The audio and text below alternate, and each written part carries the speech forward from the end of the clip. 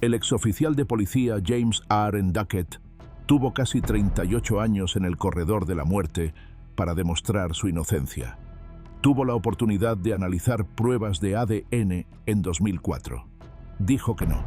Durante los siguientes 22 años no hizo nada. Pero en el momento en que el gobernador de Florida, Ron DeSantis, firmó su orden de ejecución en febrero de 2026, de repente James quiso esa prueba de ADN. Y funcionó. El 26 de marzo de 2026, 5 días antes de su ejecución programada, la Corte Suprema de Florida lo detuvo todo. Los resultados del ADN fueron inconclusos. El Estado pidió al tribunal que permitiera continuar con la ejecución, pero el tribunal dijo que no.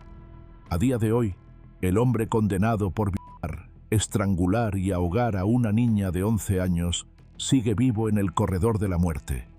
Desde su celda, bajo vigilancia previa a la ejecución, escribió que echaba de menos la música, que estar solo era agotador.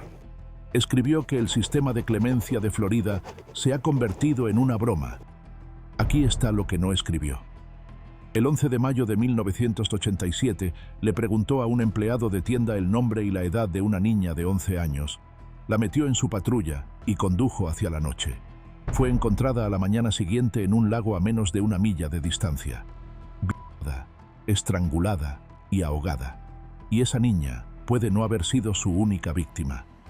Los investigadores más tarde vincularon a James con otros 2 asesinatos sin resolver. Esto es lo que pasó. Teresa Maccabi era una estudiante de 5º grado de 11 años en la escuela primaria Mascot.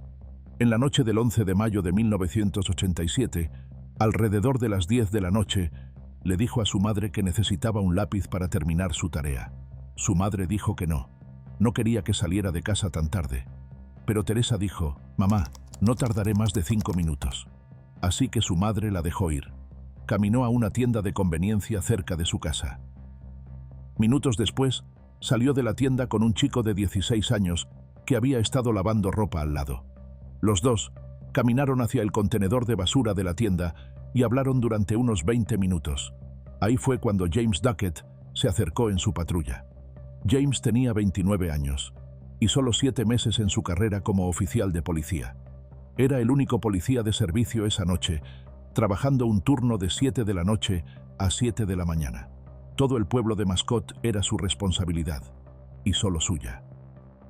James entró a la tienda primero y le preguntó al empleado sobre la niña. «¿Cómo se llama? ¿Qué edad tiene?» El empleado le dijo que Teresa tenía entre 10 y 13 años. James dijo que iba a verificar con ella. Luego caminó afuera hacia el contenedor. Según el propio testimonio de James, interrogó a los niños y le dijo a Teresa que se fuera a casa.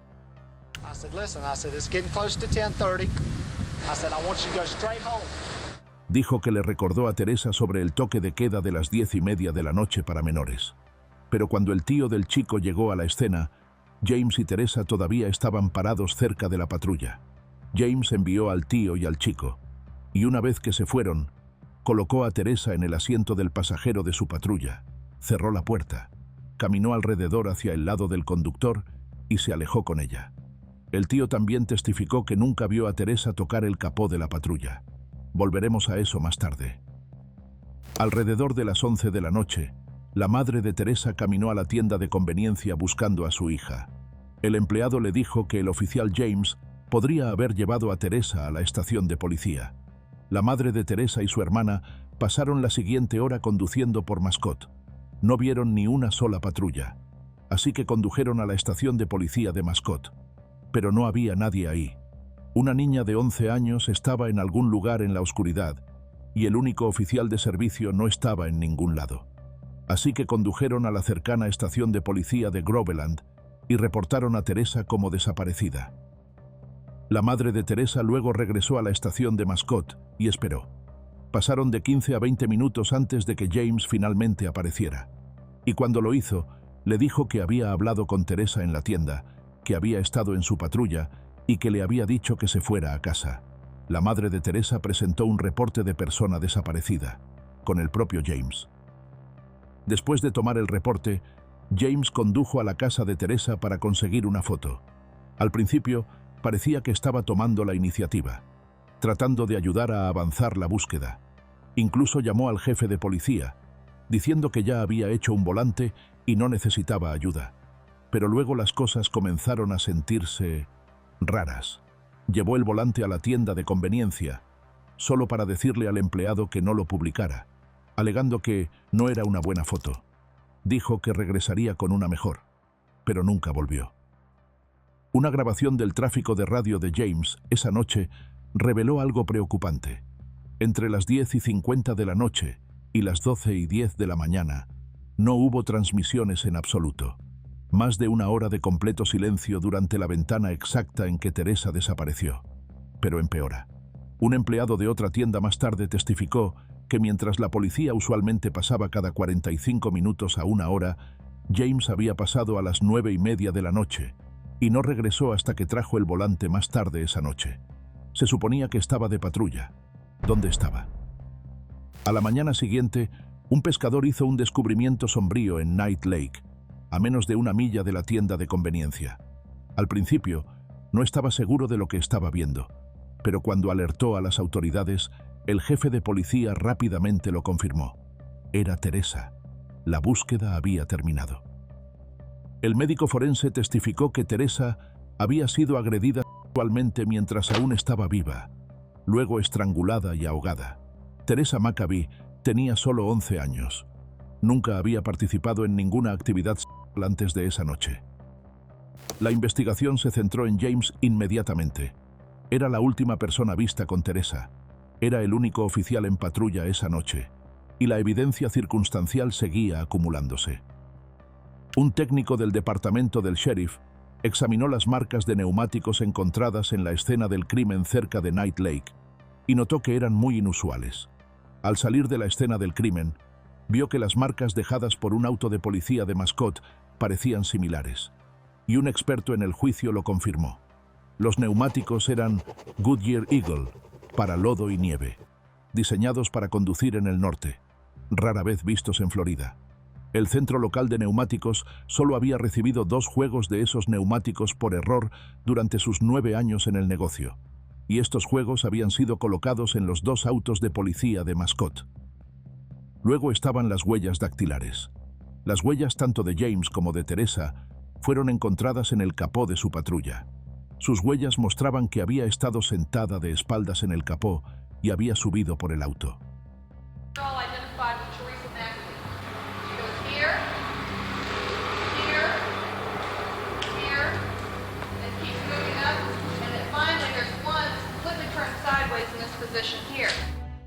Pero James seguía negándolo. Sir, she had not been on the hood of my car. Nobody was sitting down at any time on the hood of my car. Are you telling us that's not her fingerprints? Like I said, she was not sitting on my vehicle. Mientras tanto, se encontró sangre en la ropa interior de Teresa y semen fue descubierto en sus jeans. Pero nada de eso fue encontrado dentro o alrededor de la patrulla de James. Y luego, la pieza de evidencia más controvertida. Un solo vello púbico encontrado dentro de la ropa interior de Teresa. El agente especial del FBI, Michael Malone, concluyó que había un alto grado de probabilidad de que el vello perteneciera a James. Volveremos al agente Malone, porque años después, lo que los investigadores descubrieron sobre él pondría en duda toda esta pieza de evidencia. Antes de su arresto, James dio una declaración negando que condujo al lago esa noche. Dijo que Teresa nunca estuvo en el capó de su patrulla. Afirmó que se detuvo por café después de que la niña se fue a casa, pero la fiscalía no había terminado. Se suponía que James debía proteger a la gente de Mascot, Florida. Ese era su trabajo. Ese era el juramento. Pero 3 mujeres jóvenes se presentaron para testificar sobre lo que realmente hizo con esa placa mientras estaba de servicio como oficial de policía. Las 3 eran pequeñas, igual que Teresa. Uno testificó que a principios de 1987, James la había recogido mientras buscaba a su novio, y mientras estaba en la patrulla, puso su mano en su hombro y trató de besarla. Otra describió algo que pasó el 1 de mayo de 1987, solo 10 días antes de que Teresa fuera asesinada. Estaba caminando sola por la autopista cuando una patrulla se detuvo a su lado. James le ofreció un aventón, y ella se subió. Probablemente pensó, bueno, es un oficial de policía, me llevará a casa. Pero en lugar de llevarla a donde necesitaba ir, la condujo a un huerto de naranjas, a millas de cualquiera que pudiera escucharla. Ahí, sola en la oscuridad con un oficial uniformado, puso su mano en su pecho y trató de besarla. Una tercera mujer testificó que se había encontrado con James en ubicaciones remotas en múltiples ocasiones mientras él estaba de patrulla. Cada vez le realizaba sexo oral. Cada vez él estaba de servicio, en uniforme, en la patrulla que se suponía estaba protegiendo las calles de Mascot. La fiscalía reveló que esto no fue un error único. Así era como James operaba. Usó la placa, usó el uniforme y usó la patrulla. El mismo auto en el que Teresa fue vista por última vez subiendo. Encontraba mujeres y niñas que estaban solas, las conducía a algún lugar aislado y hacía lo que quería. La única diferencia con Teresa es que ella no regresó. James fue arrestado y acusado de asesinato en primer grado. Fue suspendido de la fuerza policial el 16 de junio de 1987 y despedido 3 días después. Su carrera como oficial de policía había durado exactamente 7 meses. El 10 de mayo de 1988 le tomó al jurado menos de 90 minutos declarar a James culpable de agresión sexual y asesinato en primer grado, y con un voto de 8-4 recomendaron la pena de muerte. El juez de circuito Jerry Lockett sentenció a James a muerte por silla eléctrica por el asesinato y a cadena perpetua sin libertad condicional durante 25 años por la agresión sexual. Ahora, ¿recuerdas al agente del FBI Michael Malone? Años después del juicio, el Departamento de Justicia investigó a Malone por proporcionar testimonios falsos en múltiples casos. Los informes gubernamentales lo describieron como uno de los analistas más problemáticos en el laboratorio del FBI. Y eso no fue todo. Un detective retirado, un ex jefe de policía y el alcalde de Mascot, todos dijeron públicamente que creían que James era inocente. Pero luego ese detective retirado siguió investigando. Y lo que Marshall Frank encontró cambió su opinión completamente. El 7 de mayo de 1986, una mujer no identificada fue encontrada muerta en un pozo lleno de agua cerca de Lakeland, Florida. Fue vista por última vez subiendo a un auto azul oscuro. En ese momento, James poseía un Buick Regal azul real. Luego, el 19 de septiembre de 1987, 4 meses después del asesinato de Teresa, Jennifer Weldon, de 14 años, desapareció después de salir de un carnaval cerca de Lakeland, 3 días antes de su cumpleaños número 15. Su cuerpo fue encontrado 2 semanas después en una parte rural del condado de Polk. Para entonces, James había sido despedido de la fuerza policial y estaba trabajando turnos nocturnos en una mina de fosfato. Conducía la misma ruta al trabajo alrededor del área donde se encontró el cuerpo de Jennifer. Los recibos de gasolina colocaron a James cerca de la escena y había llegado al trabajo 2 horas tarde, desaliñado. Y luego estaba esto. Jennifer había estado llevando una bolsa de compras verde y un juguete de peluche cuando desapareció. Más tarde, la esposa de James le dijo a los investigadores que su esposo trajo a casa una bolsa de compras verde lima con un juguete de peluche adentro para sus hijos. En 2003, las autoridades del condado de Polk anunciaron que tenían la intención de acusar a James del asesinato de Jennifer Weldon si su sentencia de muerte era alguna vez anulada. Pero esos cargos nunca fueron presentados. Marshall Frank, el detective que una vez había luchado por liberar a James, cambió de rumbo completamente. Concluyó que James era culpable de matar a Teresa Maccabee y a Jennifer Weldon. ¿Crees que la pena de muerte fue la decisión correcta aquí? Déjanos saber en los comentarios.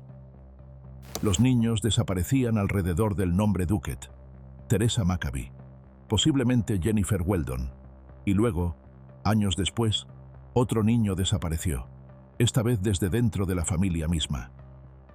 James tenía un hijo llamado Joshua, quien tenía solo 3 años cuando su padre fue enviado al corredor de la muerte. Joshua creció, se casó y tuvo un niño pequeño llamado Trenton. El 27 de agosto de 2006, Trenton, de 2 años, desapareció de su dormitorio en Leesburg, Florida. Su madre Melinda afirmó que alguien cortó la malla de la ventana. Pero los investigadores encontraron los juguetes de Trenton y fotos de sonogramas en un contenedor de basura en el complejo de apartamentos. Melinda rechazó un polígrafo y falló una prueba de estrés de voz. Y nadie, además de Melinda, había visto a Trenton vivo desde el día antes de que reportara su desaparición. 2 semanas después, Nancy Grace de CNN interrogó a Melinda en televisión en vivo. Al día siguiente, antes de que la entrevista siquiera saliera al aire, Melinda, de 21 años, se quitó la vida. Trenton Duckett nunca ha sido encontrado. Tendría 21 años hoy. Desde su celda en el corredor de la muerte, James mantenía fotos de su nieto clavadas en la pared. Los investigadores lo interrogaron sobre la desaparición, pero no encontraron conexión.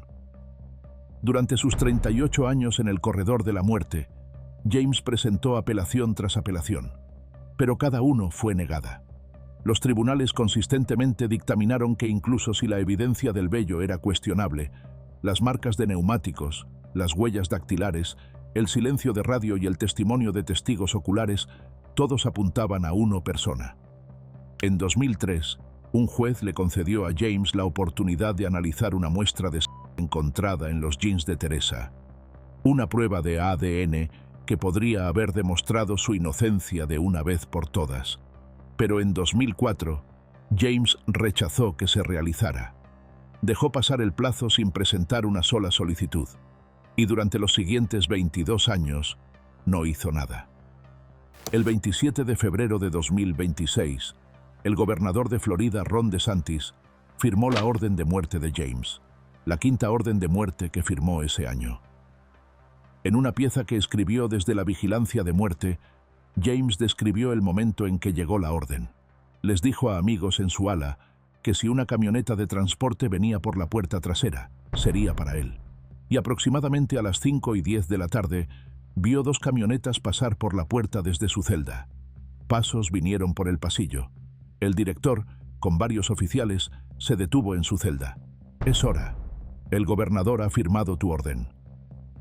James fue desnudado, registrado, esposado, encadenado y transportado al ala Q, vigilancia de muerte. Fue colocado en la 3ª celda. En la primera celda estaba Billy Kers, a días de ser ejecutado. En la segunda estaba Michael King, programado para el 17 de marzo. Ambos han sido ejecutados desde entonces. Su equipo legal llamó por una línea segura tan pronto como llegó. Se le permitió llamar a su hermano Donnie y decirle a su familia que estaba bien. Luego comenzó la espera. 30 días. Un oficial estaba estacionado frente a su celda las 24 horas del día, los 7 días de la semana, registrando todo lo que hacía. James escribió que extrañaba enviar correos electrónicos. Los mensajes de familiares y amigos llegaban a través del sistema de la prisión, impresos y llevados a su celda. James escribió que extrañaba la música, que el silencio era constante, que estar solo así era agotador. Escribió que el sistema de clemencia de Florida se ha convertido en una broma. Dijo que no importa cómo una persona cambie a través de educación, fe o simplemente envejecer, nada de eso parece importar. Escribió, no soy ahora quien era entonces, y que esperó, nunca sabiendo si o cuándo llegaría mi momento, hasta que llegó. La madre de Teresa Maccabi no recibió cartas de su hija, recibió un cuerpo sacado de un lago, pero James extrañaba su música. La ejecución de James estaba programada para el 31 de marzo de 2026, a las 6 de la tarde, en la prisión estatal de Florida. Y de repente, después de 22 años de silencio, James quiso esa prueba de ADN. La había rechazado en 2004, pero ahora la quería de todos modos. Esperó 38 años y la solicitó justo cuando se emitió la orden de ejecución. Los resultados fueron inconclusos. No demostraron que fuera inocente.